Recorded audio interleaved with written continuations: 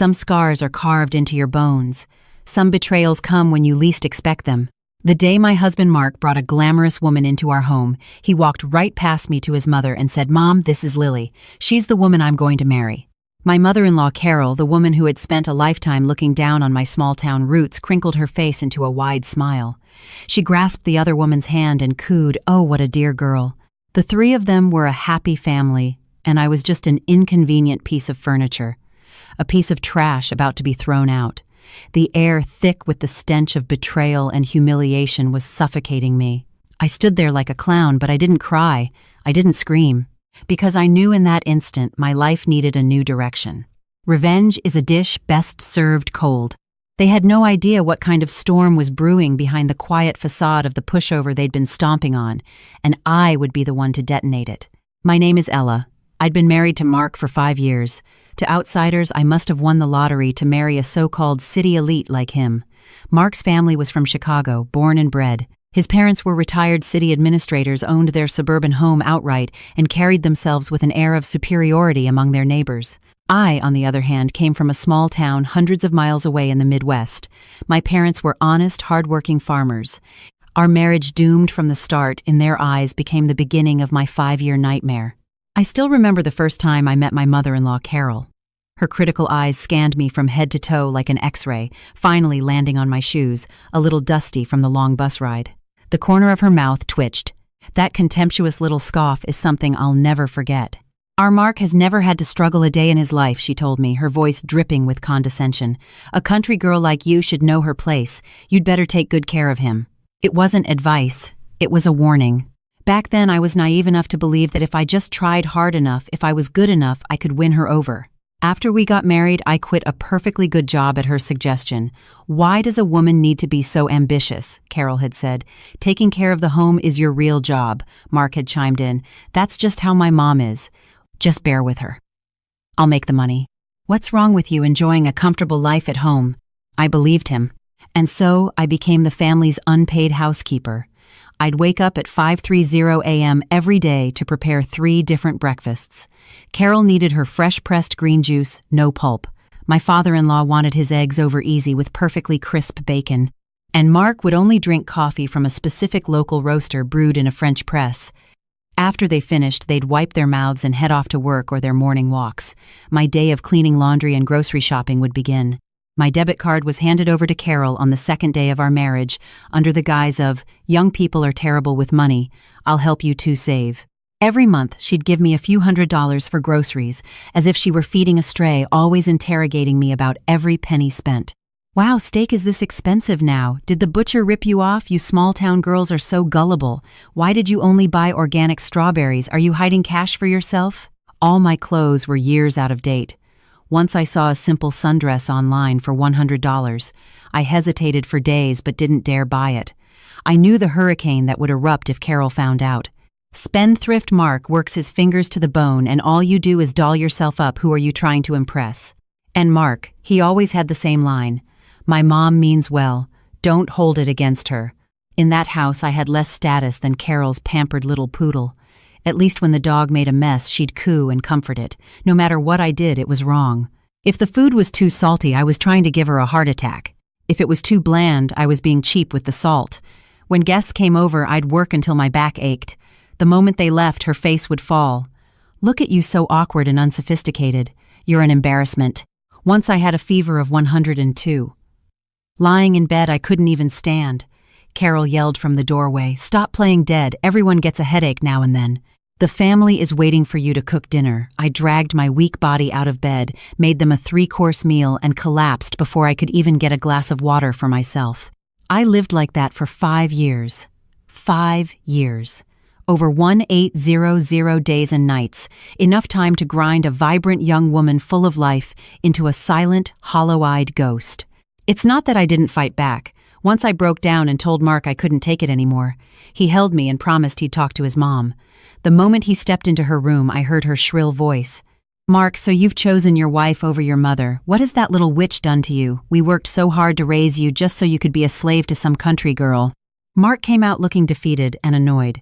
"Can't you just give me a break? My mom's getting old. Can't you just let her have her way?" That was the moment my heart turned to ice. Lately, Mark had been coming home later and later, smelling of a perfume that wasn't mine. He stopped touching me, always using work stress as an excuse to sleep in the guest room. I'm not an idiot. I sensed something was crumbling, but I didn't dare confront it. I was afraid. Afraid that the only thing keeping me in this city, this family, would shatter into dust. I was an ostrich with its head in the sand, desperately pretending this marriage wasn't already dead. Until the day Mark made it official. It was a Saturday afternoon. Carol had specifically called and told me to go to Whole Foods to buy fresh Maine lobster and prime ribeye steaks, saying we had an important guest coming for dinner. I walked in, loaded down with grocery bags, and saw her. The woman sitting on my sofa, her hand held affectionately by my mother-in-law. Her name was Lily. She was beautiful with perfect makeup and designer clothes that made my apron-clad, fish-smelling self look like a speck of dust. When she saw me, there wasn't a hint of awkwardness in her eyes, only the triumphant glint of a victor. Mark stood beside her, his face filled with a tenderness I had never seen. In that instant, I understood everything. When Carol saw me, her face twisted into a familiar sneer. "Oh, you're finally back," dawdling as usual. "You reek of fish. Get to the kitchen and deal with that stuff before you offend our guest." Her guest looked at me as if I were the hired help. I was frozen. The blood in my veins felt like it had turned to ice. Mark finally spoke, his voice devoid of guilt, only cold finality. "Ella, we need to talk." He pulled me out onto the deck and slid the glass door shut, blocking out the fake laughter from the living room. "You saw Lily. She's a wonderful woman. Good family, very successful. We're in love." And my voice was as dry as sandpaper. "So we're getting a divorce." He stared out at the yard as if he were discussing the weather. "This house is in my parents' name, so you won't get a cent. For old time's sake, I can give you $50,000. As a settlement, $50,000. For 5 years of my youth, 5 years of servitude, 5 years of humiliation." My heart felt like it was being sawed apart by a dull knife, the pain so intense I could barely breathe. I looked at him, the man I had loved for so many years, and he was a complete stranger. "Mark, where is your conscience?" It took all my strength to ask. He finally turned to look at me, his eyes filled with impatience and contempt. "Ella, be realistic. Look at yourself. You're a washed-up housewife with no job and no savings. Without me, you can't even survive in this city. 50,000 is more than generous. Lily is different. Her father is a senior executive at a major corporation. She can help me. She can help our family live a better life. What can you do? Besides housework, you're just dragging me down." Every word was a poisoned arrow, aimed perfectly at my most vulnerable spots. He was right. I was a fool. I had given up everything for this family only to become a worthless burden in his eyes. Suddenly, I wanted to laugh. Laugh at my own stupidity, at the cruelty of reality. I took a deep breath, swallowing the bitterness in my throat, and looked him straight in the eye. "Fine. We can get a divorce. But I don't want a single penny of your money." Mark was stunned. He clearly hadn't expected me to agree so easily. I ignored him, turned, and slid open the deck door. In the living room, Carol was happily serving fruit to Lily, as if Lily were her own daughter. "Lily, dear, try these cherries. They're imported, so sweet. Not like some people who can't even tell good from bad," she said, shooting a pointed glance my way. Lily smiled, picked one up, and popped it elegantly into her mouth, her eyes locking with mine in a look of pure triumph. I walked over my face, a mask of calm, and took off my apron, dropping it on the floor. "Mom," I said evenly, "since Mark is bringing her home, I won't be staying in this house anymore." Carol froze for a second, then shrieked.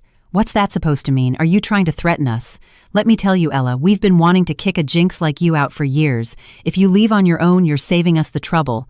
Mark followed me in, immediately shielding Lily as if I were going to attack her.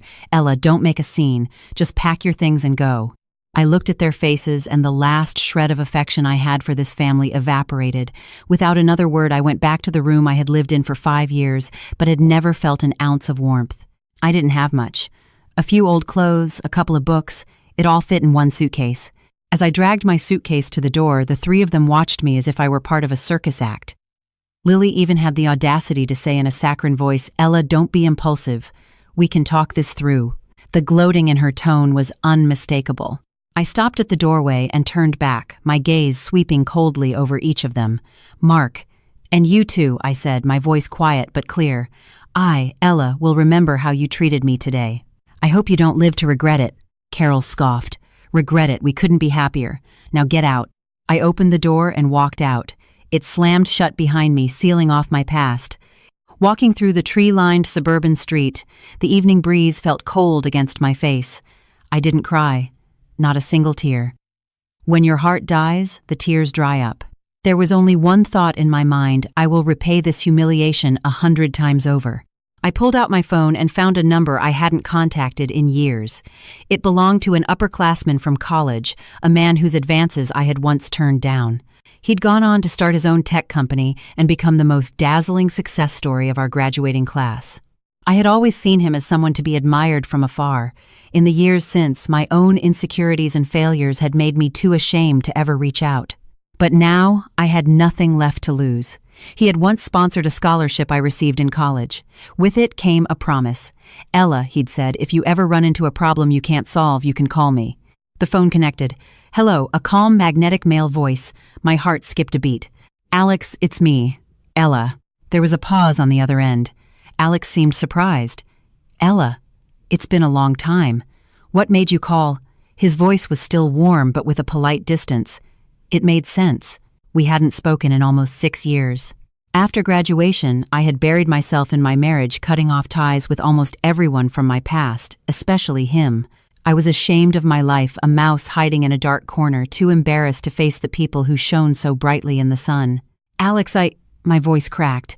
"I'm in some trouble. I need your help. Take it easy. Tell me what happened." His voice through the phone had a calming effect. I couldn't hold it in any longer. I squatted on the sidewalk and, like a lost child, told him everything. The 5 years of misery, the scene that had just unfolded, sobbing uncontrollably. I don't know how long I spoke. By the end, my throat was raw. Alex listened patiently, never interrupting. When my crying subsided, he finally spoke, his voice laced with a barely concealed anger. "The Miller family, from the Oakwood Hills subdivision in Naperville." "Yes." I was surprised. "How did he know?" "Heh," a cold laugh. "What a coincidence." "Alex, you know them." "Know them." Alex's voice was like ice. "Ella, where are you right now? I'm coming to get you." I gave him my location. 30 minutes later, a black Lincoln Navigator pulled up. The window rolled down, revealing Alex's face more mature and handsome than I remembered. He was in a perfectly tailored suit, his features sharp, exuding a quiet confidence that was a world away from the greasy, pathetic Mark. "Get in." He opened the passenger door for me. I stood there awkwardly with my suitcase. He naturally took it from me, placed it in the back, and said, "First, let's get you settled somewhere. Get something to eat. We can figure out the rest later." He took me to a 5-star hotel downtown and got me a suite. Standing in the spacious, brightly lit room, looking out at the glittering city skyline, I felt like I was in a dream. Just an hour ago, I was the humiliated housewife. Now I was here. Alex ordered room service. Soon a delicious meal arrived. "Eat something. You look pale." He handed me the silverware. I was starving. I hadn't eaten since the afternoon, and the emotional trauma had drained me. I buried my head in the food, but tears started falling into my bowl again. "I'm sorry, Alex, for letting you see me like this." "You have nothing to be sorry for," Alex said, handing me a napkin. His eyes held a flicker of pain. "I'm the one who should be sorry. If I had been more persistent back then, maybe you wouldn't have suffered all this." I shook my head. "It's not your fault. I was blind." After dinner, Alex poured me a glass of warm water and sat on the sofa across from me, his expression serious. "Ella, what I'm about to tell you might be shocking, but please stay calm." I nodded. He took out his phone, pulled up a photo, and handed it to me.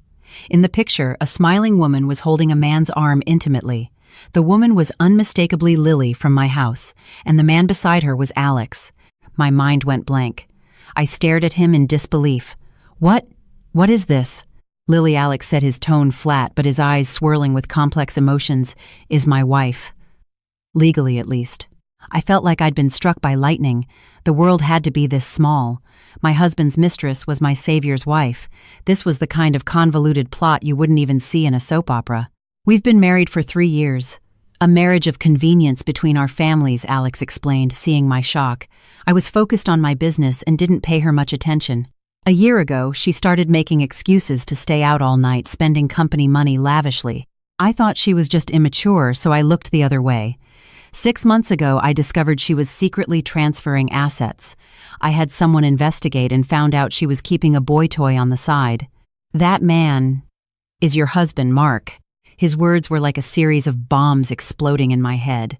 So the successful high-class woman Mark was so proud of was nothing more than an adulterous gold digger siphoning money from her own husband's family. And my mother-in-law Carol, who thought she'd hit the jackpot, had been played for a complete fool. The irony was staggering. Why would she choose Mark? I asked, confused. Because Mark is greedy and stupid, Alex said bluntly. Lily painted him a picture of a glamorous life, told him her connections could make him rich. A man like Mark, all ambition and no substance, would naturally fall for it.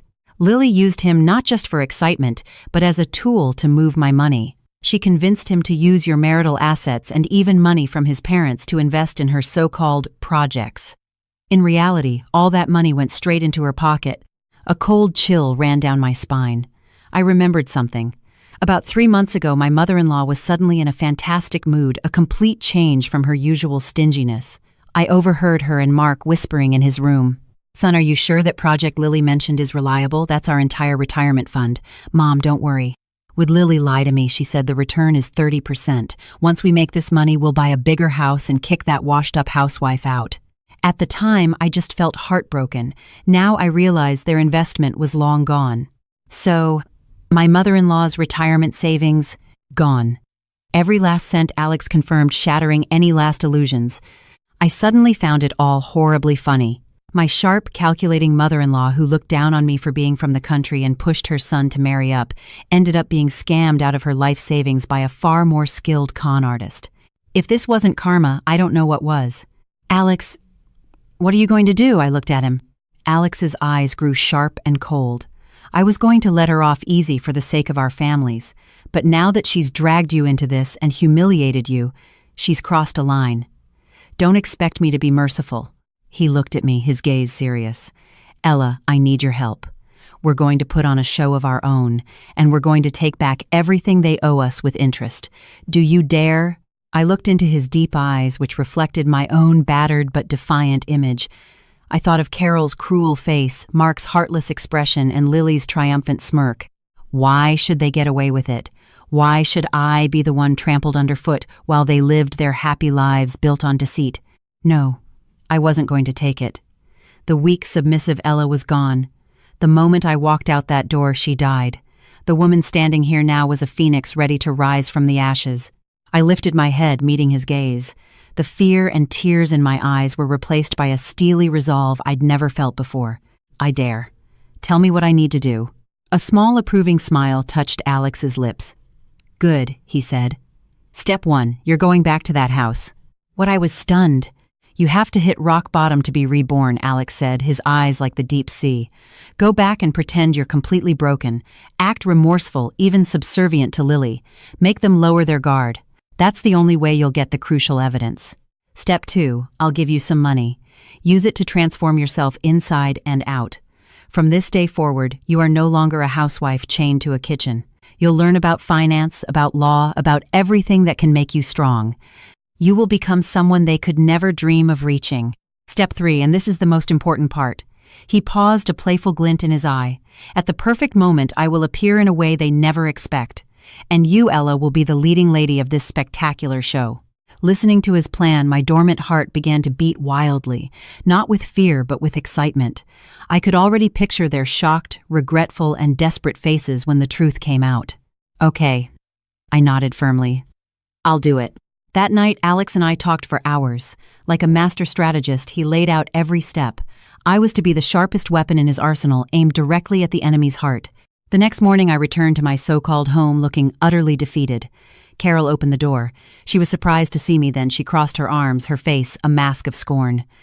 "What are you doing back here? Weren't you so full of pride, couldn't make it on your own, so you came crawling back?"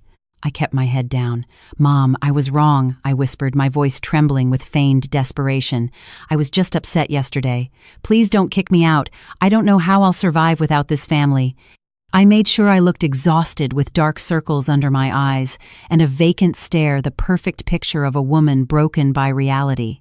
Carol, who always responded better to submission than defiance, bought it completely. Seeing me so humbled fed her ego. She looked me up and down, her expression softening slightly into one of superior pity. So you finally see sense. A little late for that. Though her words were harsh, she stepped aside to let me in. Mark and Lily were on the sofa eating breakfast. They were acting intimately. Lily was even wearing one of Mark's button-down shirts, her long, bare legs crossed provocatively. When he saw me, Mark frowned. "What are you doing here again? I told you to get out." Lily just watched a smirk playing on her lips, enjoying the show. I ignored Mark and walked straight to Carol. Then I dropped to my knees. The move stunned everyone in the room. "Mom," I grabbed her legs, tears streaming down my face. The performance was so convincing I almost believed it myself. "I know I was wrong. I shouldn't have talked back to you or argued with Mark. Please just forgive me this once. I'll do anything you say. I'll be your servant. Just please don't make me leave." Carol's vanity was immensely satisfied. She cleared her throat and patted my head like I was a dog. All right, stop all this crying. It's good that you know your place." She paused, glancing at Lily. "But things are different now. You need to ask Lily if she's willing to let you stay." The old witch. She wanted me to humiliate myself in front of the other woman. I bit back a cold smile and crawled on my knees over to Lily. "Lily, no, Miss Evans," I said, looking up at her with tear-filled eyes. "It was my fault. I was selfishly holding on to Mark. Please find it in your heart to forgive me. Ask Carol and Mark to let me stay. I can be the housekeeper. I'll do all the work. I just need a place to stay and something to eat." Lily clearly hadn't expected this. The smugness on her face was impossible to hide. She crossed her legs, looking down at me like a queen surveying her conquest. "Oh, Ella, what are you doing? Get up." She said the words but made no move to help me. "Well, I'm not a monster. Since you've put it that way, I can't just throw you out on the street." She looked at Mark and Carol, feigning generosity. "Aunt Carol, Mark, let's just let Ella stay. We have plenty of room and it would be nice to have someone to cook and clean." Listen to her. She was already the lady of the house. Carol beamed. "Oh, our Lily is just so kind-hearted. Fine, it's settled. Ella, you can move into the storage room. You're responsible for all the housework. I'll still give you $500 a month for pocket money." "Thank you, Mom. Thank you, Miss Evans." I kowtowed gratefully before getting up and standing meekly to the side. Mark looked on with a complicated expression but said nothing. In his mind, allowing his ex-wife to stay on as a servant was an act of supreme charity. He probably thought I truly couldn't live without him. And so, in the most humiliating way possible, I moved back in. I became the family's official servant. I moved out of the master bedroom and into the tiny, damp 5x5 storage room in the basement, sleeping on a small cot surrounded by junk. My days were spent waiting on the three of them, plus Lily. Lily had fully moved in, sharing the master bedroom with Mark, using my old vanity, wearing my... No, she had thrown out all my cheap clothes and replaced them with her own designer labels. She found creative new ways to torment me daily.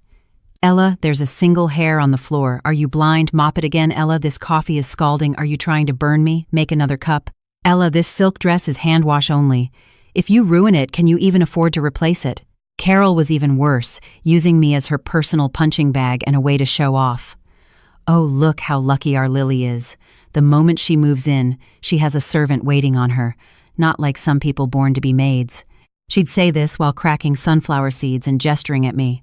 Mark completely ignored me. In his eyes, I was no longer a person, just a breathing appliance. I endured it all. I kept my head down, worked silently, never saying an extra word or giving an extra glance. I let them believe they had completely broken me, turned me into a mindless, spineless drone. But they didn't know that when the house fell silent at night, when I closed the door to my tiny storage room, my real life began. Alex had given me a debit card with $50,000 on it. "Seed money," he'd said. "The money isn't the issue. What matters is turning it into a weapon for your comeback." I bought a used laptop. Every night after they were all asleep, I'd put on headphones and study like a woman possessed. I enrolled in online finance courses starting with the basics of stock charts. I audited law school lectures from top universities, memorizing sections of family law and contract law. I followed fashion bloggers, learning about style, makeup, and how to carry myself with confidence. By day, I was the grimy, downtrodden housekeeper. By night, I was a phoenix gathering strength from the ocean of knowledge, preparing for my rebirth. The stark contrast was a sick, empowering thrill. At the same time, I was secretly gathering evidence. Alex gave me a tiny recording device the size of a button, which I sewed into my apron. Carol's verbal abuse, Lily's taunts, Mark's cold indifference, it was all recorded. I also managed to install a pinhole camera in a corner of the study where Mark and Lily discussed their investments. Soon I had recordings of their conversations. "Honey, I've invested your mom's $300, 0 inches that new green energy startup. Don't worry, you'll see the returns next month," came Lily's syrupy voice. "You're amazing, Lily. By the way, I got another $200 000 from my dad.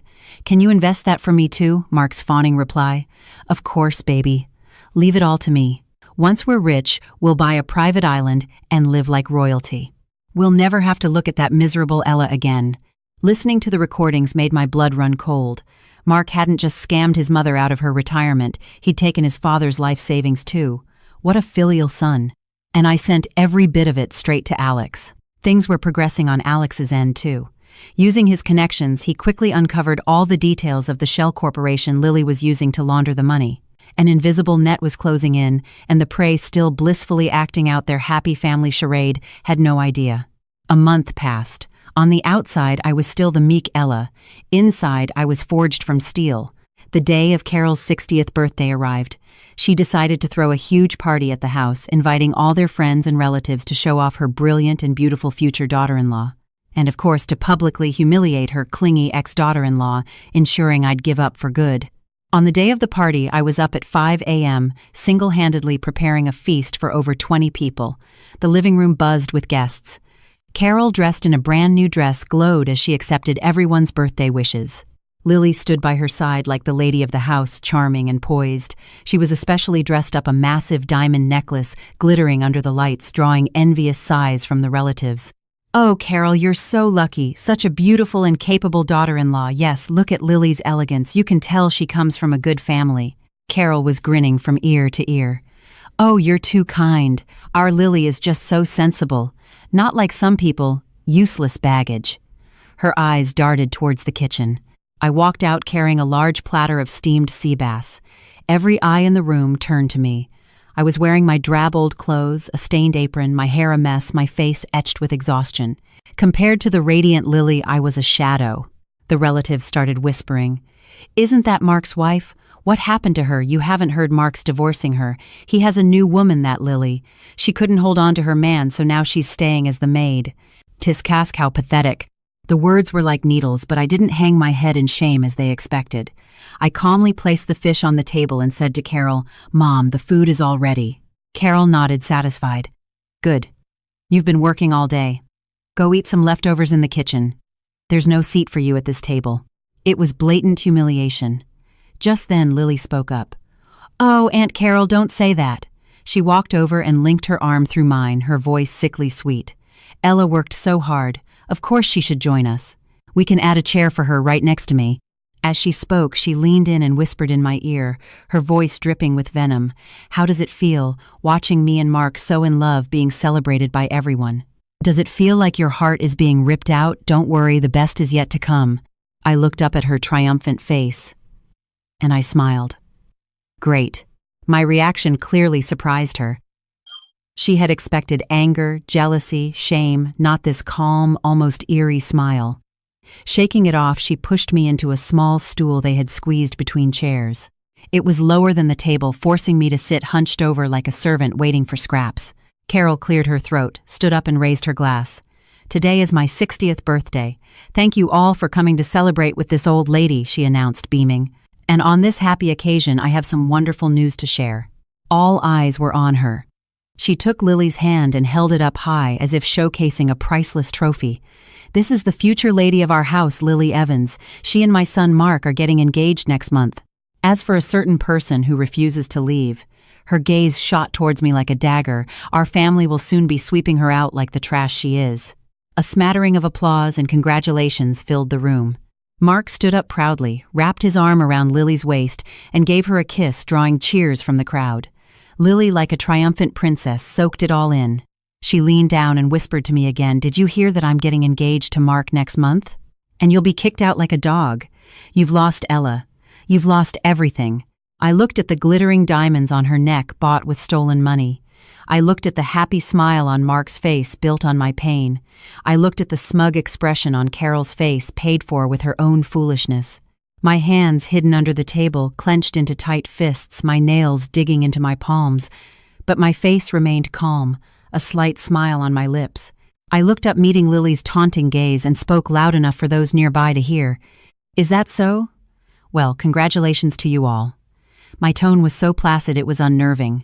I ignored their stares and continued, "But since it's such a lively party with all our friends and family here, I'd like to take this opportunity to introduce someone too." My words silenced the room. Everyone looked at me, ready for the drama. Carol frowned. "Ella, what tricks are you trying to pull now? This is my birthday. If you dare cause a scene, I'll make you regret it." Mark glared at me. "Ella, don't push your luck." I smiled and glanced at my phone. Right on time. I stood up, scanned the room, and announced, "He's a very important friend of mine. I think you'll all be very interested to meet him." With that, I clapped my hand softly towards the front door. Ding dong. The doorbell rang perfectly on cue. Every head swiveled towards the entrance. "Who is it?" Carol muttered, annoyed. "I'll get it." I walked towards the door with a calm, deliberate pace, each step landing on their thudding heartbeats. A flash of unease crossed Lily's face. She sensed something was wrong but couldn't place it. I grasped the doorknob, took a deep breath, and pulled the door open. A man stood on the threshold. He was tall and imposing, dressed in an expensive, custom-tailored charcoal suit. His hair was perfectly styled, his features handsome, his presence radiating a powerful aura that instantly dwarfed the cheap glamour in the room. It was Alex. Behind him stood two other men in black suits, looking like his security detail. Everyone stared speechless. They had never seen anything like this outside of a movie. Carol and Mark were frozen, their mouths agape. But Lily, the moment she saw who it was, all the color drained from her face.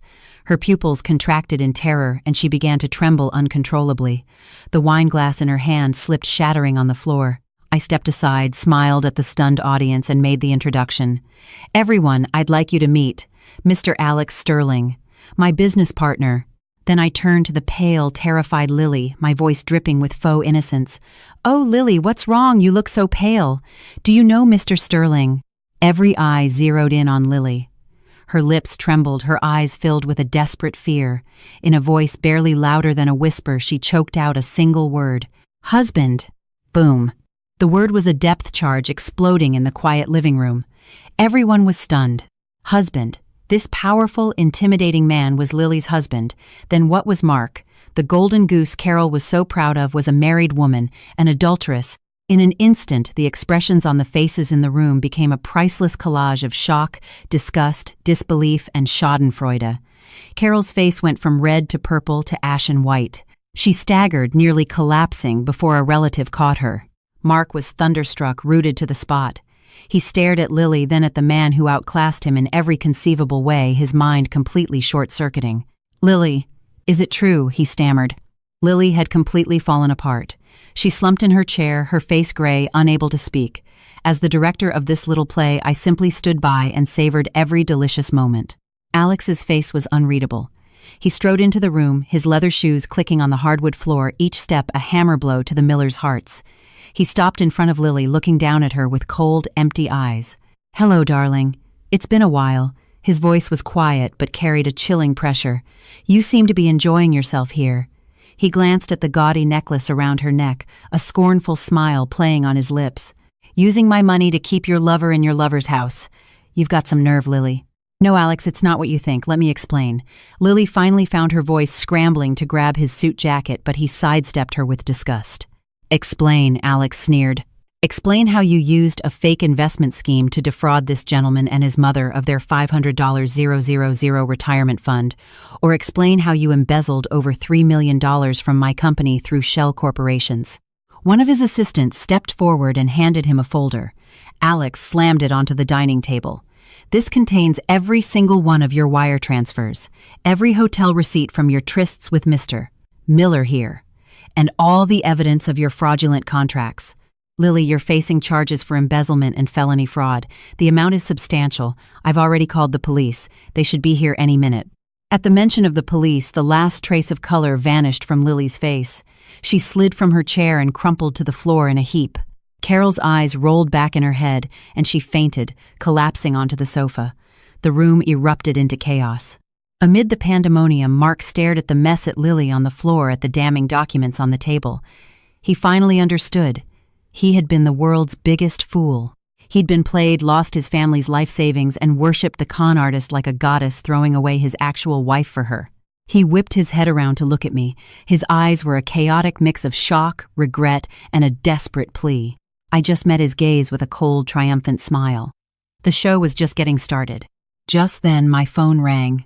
I answered it and put it on speaker. A calm, professional voice came through.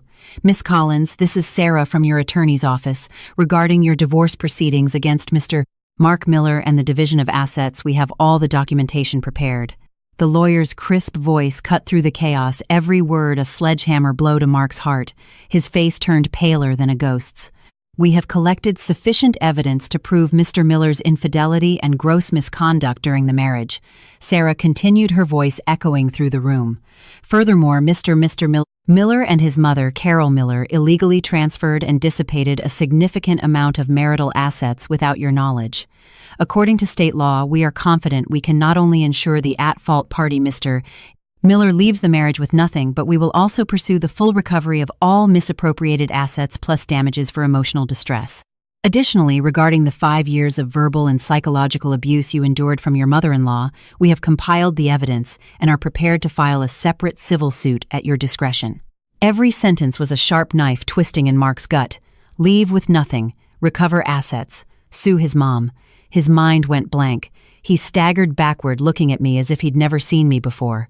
The meek, timid, helpless Ella, who couldn't survive without him. How had she become this terrifying stranger?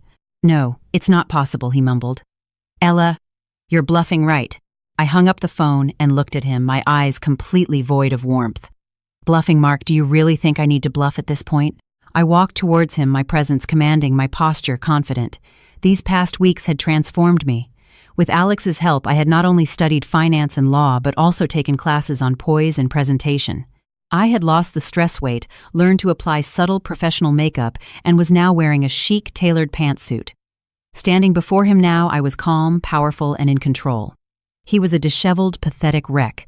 Our roles had been completely satisfyingly reversed. "You thought I couldn't live without you," I let out a short, contemptuous laugh. "Mark, you give yourself way too much credit, and you underestimated me far too much. For 5 years I swallowed my pride, not because I was weak, but because I held on to one last shred of hope for you, for this family. But you, all of you, smashed it to pieces. You brought your mistress into my home. Your mother humiliated me at every turn. You treated me like garbage to be thrown away. Did it ever occur to you that even a rabbit will bite when it's cornered?" I pointed at Lily on the floor, then at the unconscious Carol on the sofa. "For a woman like that, you scammed your parents out of their life savings. Are you proud of yourself? To please her, you kicked me out of my own home. Do you feel like a big man now, Mark? You're not just stupid. You're pathetic and cruel." My every word was a slap across his face. He stood there, taking the verbal lashing, unable to utter a single word in his defense. His eyes were filled with a terrible, dawning regret. "Ella, I was wrong. I was so wrong," he whispered, reaching for me. "Please, let's not get a divorce. We can start over. I'll treat you right, I swear." "Ha." I stepped back in disgust. "Start over. Aren't you nauseated saying that, Mark? When you offered me $50,000 to get lost, did you want to start over? When you, your mother, and that woman ganged up on me, treating me like a slave, did you want to treat me right?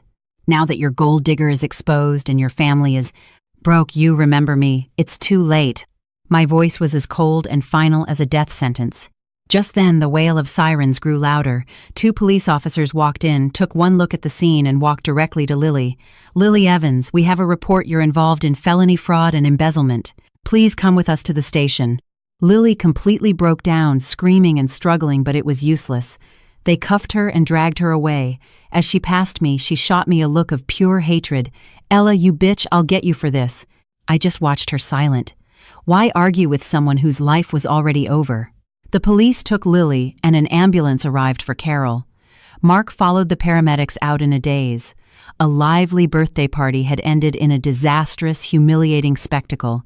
The relatives had already scattered like rats, their parting glances at me filled with a newfound fear and awe. The house was finally quiet. It was just me and Alex. "Thank you, Alex," I said sincerely. "Without him, my revenge would never have been this swift or this complete."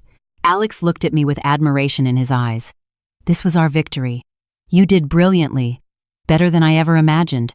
What are your plans now? He asked. Win the divorce. Get back what's mine. And start my new life. My gaze was firm and bright. I would never depend on anyone again. I would build the life I wanted with my own 2 hands. Alex smiled, a warm, genuine smile. If you need anything, just ask. I will, I nodded. But I'll be paying you a consultant's fee. He laughed. Deal. The scandal quickly became the talk of their social circle. The Miller family was a laughingstock.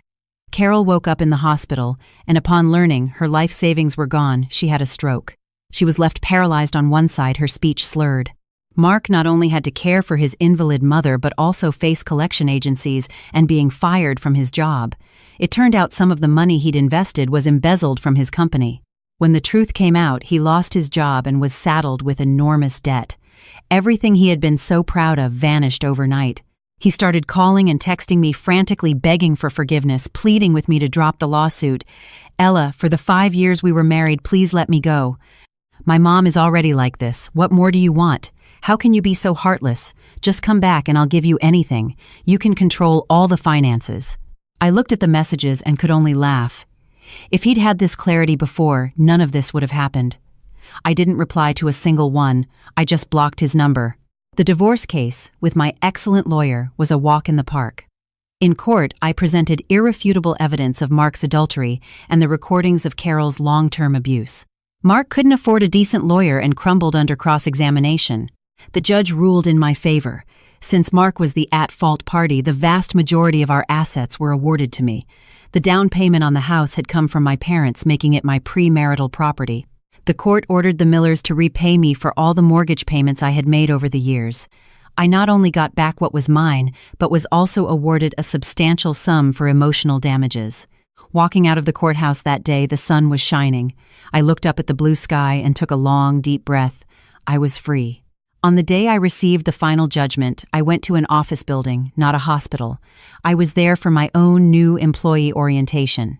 With Alex's recommendation and the financial knowledge I had crammed, I had successfully landed a job as an assistant investment advisor at one of the city's top brokerage firms. It was an entry-level position, but for someone who had been out of the workforce for 5 years, it was a dream start. I walked into the gleaming skyscraper in a new suit, my head held high. My new life had begun. My work was demanding but fulfilling. I absorbed information like a dry sponge. My hard work paid off.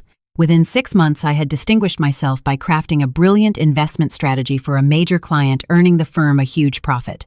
I was promoted to a full-fledged investment advisor, leading my own team. I had used my own abilities to silence all the gossip and prove my worth. With the money from the settlement, I rented a beautifully furnished apartment near my office. I bought myself nice things, beautiful clothes, and started living for myself. I also bought my parents a comfortable condo downtown and brought them to the city to live with me so they could enjoy their retirement. Seeing the pride in their eyes was the greatest reward of all. One day, I got an unexpected visit at work. It was Mark's sister, Jessica. She looked haggard and pleaded with me. Ella, please, I'm begging you. My mom is paralyzed. My brother's lost his job and is in massive debt. Our house is being foreclosed on. Please help us. I looked at her coolly. When your family was ganging up on me, where were you, Jessica? You enjoyed the comfortable life my servitude provided. Now that your family is in trouble, you remember me. Go back and tell your brother and your mother to leave me alone. We are done. A few days later, Mark ambushed me outside my office building. He was a mess, unshaven, desperate, reeking of cheap booze. Ella, please give me another chance, he begged. When I refused, he snapped his face, twisting with rage. This is all your fault. You and that bastard you found. You ruined my life. He lunged at me. Before I could even scream, a tall figure stepped in front of me. It was Alex. He grabbed Mark's wrist with crushing force. I'll warn you once. Alex's voice was dangerously low. Stay away from her. Or I'll make sure your current pathetic life looks like a paradise. He shoved Mark, who scrambled away in terror. From that day on, Alex had his driver take me to and from work every day. He started inviting me out to dinner, to movies, to art exhibits. He never pushed, never rushed, but slowly and gently he became a part of my life. He was the warm sun that melted the last of the ice around my heart. One evening, walking by the river, he stopped and looked at me. Ella, the past is over. The people who hurt you have paid the price. Isn't it time to start looking forward? I looked into his eyes full of hope and affection, and I knew I was ready. I nodded. The joy that exploded in his eyes was blinding. He pulled me into a fierce hug. Leaning against his chest, hearing his strong, steady heartbeat, a smile spread across my face. This is what happiness felt like. A year later, on a beautiful evening on a mountaintop overlooking the city lights, Alex got down on one knee. "Ella," he said, his voice thick with emotion, holding out a diamond ring. "I know the last marriage left deep scars, but please give me the chance to spend the rest of my life healing them. Marry me." Tears streamed down my face, tears of joy. "Yes," I whispered. "Yes." Our wedding was beautiful. My parents wept with happiness. Alex promised them he would cherish me for the rest of our lives, and he did. He supported my career, celebrated my successes, and loved me unconditionally. A year later, we had a son. Holding my baby in my arms, watching my husband look at us with pure adoration, I felt a profound sense of peace. The betrayal that had almost destroyed me had in the end led me here. It had forced me to find a strength I never knew I had. Sometimes I'd hear scraps of news about the Millers. Mark ended up in a dead-end, low-wage job, permanently crippled by debt and bitterness, forced to care for his invalid mother in a tiny, squalid apartment. They say they fight constantly. Their story is a cautionary tale told in their old neighborhood, a story of greed, cruelty, and karma. But their life is no longer my concern. I have my own story now. One sunny afternoon, I was at the park with my son. Alex called, "Hey, honey, what do you want for dinner tonight? I'll pick it up on my way home." "Anything you choose is fine," I said, smiling. "Okay. See you and our little guy soon." I hung up and watched my son toddling after a butterfly, his happy gurgles filling the air. I looked at the blue sky, the warm sun on my face, and a deep, contented smile settled on my lips. I had finally found my way home.